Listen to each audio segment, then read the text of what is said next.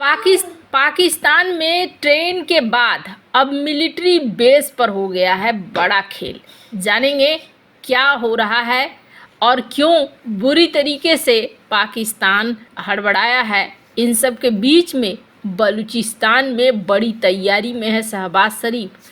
तो वहीं कुलभूषण जाधव का समय आ गया है। क्यों कहा है भारत में पाकिस्तान के पूर्व उच्चायुक्त ने, और भारत ने क्यों नकारा है कि नहीं जी हमारा तो इसमें कोई हाथ ही नहीं है, पैर ही नहीं है। जानेंगे जियो पॉलिटिक्स में क्या कुछ चल रहा है। हमेशा की तरह जानने को मिलेगा बहुत कुछ। आइए जानते हैं इन खबरों को विस्तार से।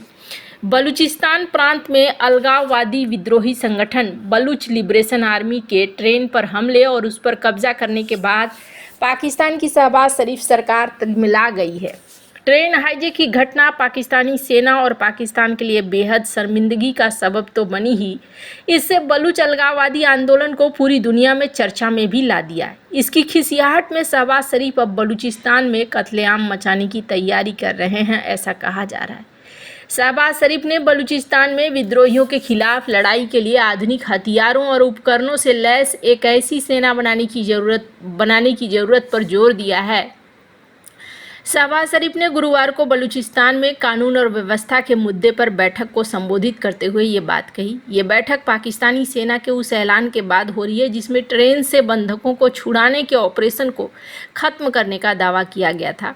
पाकिस्तानी सेना ने बुधवार रात को बताया कि बंधकों को छुड़ाने के साथ ही सभी चरमपंथियों को मार दिया गया। बैठक में प्रधानमंत्री शहबाज शरीफ ने कहा कि आतंकवाद के मुद्दे पर विचार विमर्श के लिए देश के नेतृत्व की एक बैठक बुलाई जाएगी, जैसा कि पेशावर में आर्मी पब्लिक स्कूल पर हमले के बाद किया गया था। उन्होंने कहा कि हमें एकता और राष्ट्रीय एकजुटता की जरूरत है जो आतंकवाद के खिलाफ लड़ने के लिए सशस्त्र बलों को समर्थन प्रदान करेगी। बैठक में उप प्रधानमंत्री इसाक डार, बलूचिस्तान के राज्यपाल जाफर खान मंडोखैल, बलूचिस्तान के मुख्यमंत्री सरफराज बुगटी और सेना प्रमुख जनरल असीम मुनीर, सांसद, उच्च स्तरीय अधिकारी बैठक में शामिल हुए हैं। इस दौरान शहबाज शरीफ ने बलूचिस्तान में आधुनिक हथियारों और उपकरणों से लैस नई सेना बनाने की बात कही और कहा कि आतंकवाद के खतरे का मुकाबला करने के लिए सभी आवश्यक संसाधन उपलब्ध कराने को तैयार हैं। शहबाज शरीफ ने ट्रेन बंधक संकट को बलूचिस्तान की संस्कृति और परंपरा के खिलाफ बताया है। खैर, जहां एक तरफ ये सब कुछ चल रहा है, वहीं दूसरी तरफ पाकिस्तान के बलूचिस्तान में जाफर एक्सप्रेस के घटना के बाद खैबर पख्तूनख्वा सूबे में पाकिस्तानी सेना के एक बेस पर भी हमला हुआ। इस हमले में कई लोगों के मारे जाने की सूचना है। बताया जा रहा है कि एक आत्मघाती हमलावर ने पाकिस्तानी सेना के बेस के अंदर घुसकर खुद को उड़ा लिया है। यह हमला पाकिस्तान के खैबर पख्तूनख्वा प्रांत के टैंक जिले में जंडोला मिलिट्री कैंप पर हुआ है। माना जा रहा है कि इस हमले के पीछे अफगान पाकिस्तान सीमा पर सक्रिय टीटीपी का हाथ है। पाकिस्तानी समाचार आउटलेट जियो न्यूज़ के अनुसार दक्षिण वजीरिस्तान जिले में फ्रंटियर कॉर्प्स शिविर के पास आत्मघाती हमले के बाद पाकिस्तानी सेना ने 8 से 9 आतंकियों को मार गिराया है। पुलिस अधिकारियों ने मीडिया को बताया कि जंडोला में एक जोरदार विस्फोट की आवाज़ सुनने को मिली, जिसके बाद भारी गोलीबारी आई।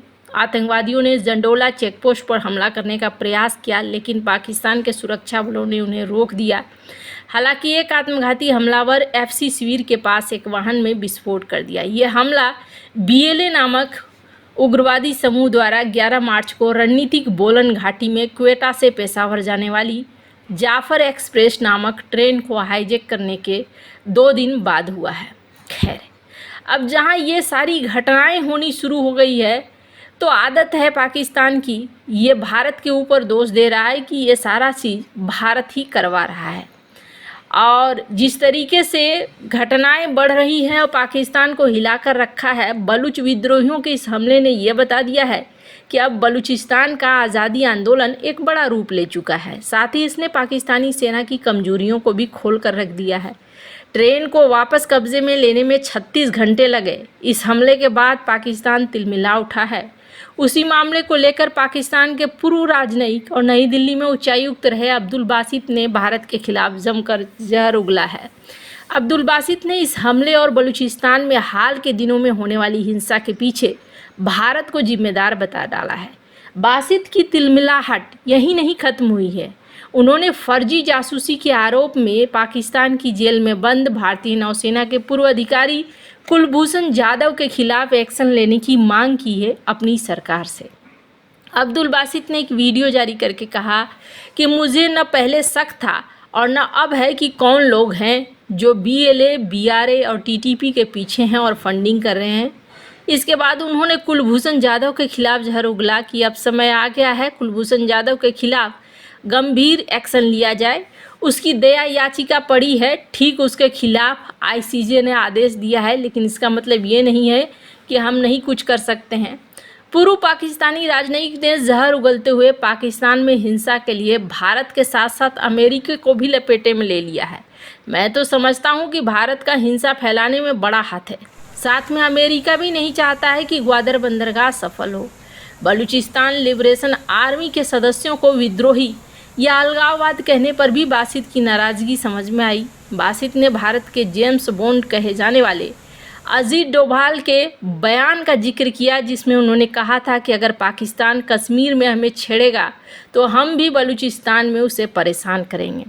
उन्होंने भारत और पश्चिमी देशों पर बलूचों के लिए आवाज़ उठाने वाले महरंग बलूच को हीरो बनाने का आरोप मढ़ दिया। बासित ने इसके पीछे पाकिस्तान सरकार से एक्शन लेने की मांग भी की है।